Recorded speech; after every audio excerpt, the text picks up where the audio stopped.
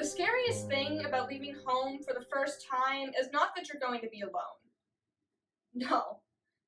The scariest thing is that loss of a feeling of safety. Do you remember when you were a child, just close enough to sleep that you can almost touch it if you reach out for it? What was that noise? It's so dark in your room that your overactive imagination starts to create shapes and movement in the shadows. What was that? Did you really hear that noise, or did you make it up? Pause. Remember that fear, that cold sweat dread, that feeling that you're about to be devoured by some horrible monster? You are 4 years old. You cry out for your mother. She calms you, reassures you that nothing is there. Before she leaves, she turns on a nightlight. Fast forward. You are at a party, like a real party with booze and boys and pot and people making out in the corner, a true blue house party that makes you feel like an adult. Never mind the fact that you're 13 and everyone here is underage. Ignore that little fact. So you're drinking. Ignore the burn in your throat. Ignore the sounds of your flesh sizzling as your first real taste of alcohol makes its way down your throat.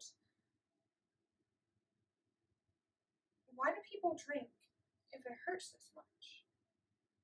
Ignore the never-ending ash your lungs cough up as you take your first real hit of any illegal drug. It's just weed. Everyone smokes, right? Oh no.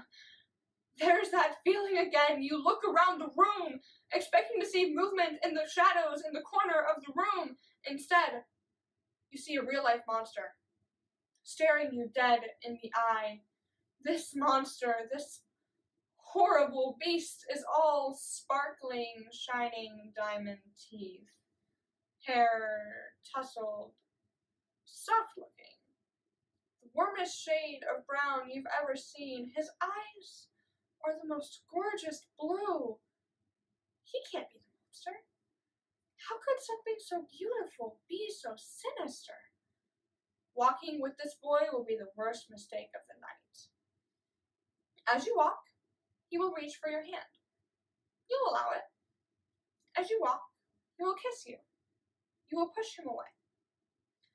When you push him away, he will slap you. You will fall to the ground. Your head will smack against the wall you were standing by. Your vision will darken ever so slightly. You'll see a multitude of stars, thousands of constellations spelling out words you are 2 days to read. When did saying no become a crime? Your breath will burst out of your lungs like a pop balloon. When he kicks you in the ribs, you won't feel your bones bend, crack, or snap off. You won't feel the second kick to the ribs because he will kick your head first. You will lose consciousness for the first time. When did no become such an offense as to warrant this? When you come to, you won't be able to breathe around his hands at your throat. You will gasp and wheeze until your eyes close. You'll wake up again, unsure of how much time has passed. You will feel parts of your body burning. When you look down, your clothes will be in complete disarray. Your panties torn. Fast forward. The scariest part about leaving home for the first time is having to lock the doors and windows 3 times each, 1 for every kick. The scariest part about leaving home for the first time is walking home alone at night and looking over your shoulder, terrified of seeing another real-life boogeyman. The scariest part of leaving home for the first time is taking self-defense classes, sexual assault seminars, bystander trainings, buying pepper spray for all of your friends because you can't risk this happening to them. Feeling the weight of your pocket knife at your waistband dragging you to the ground.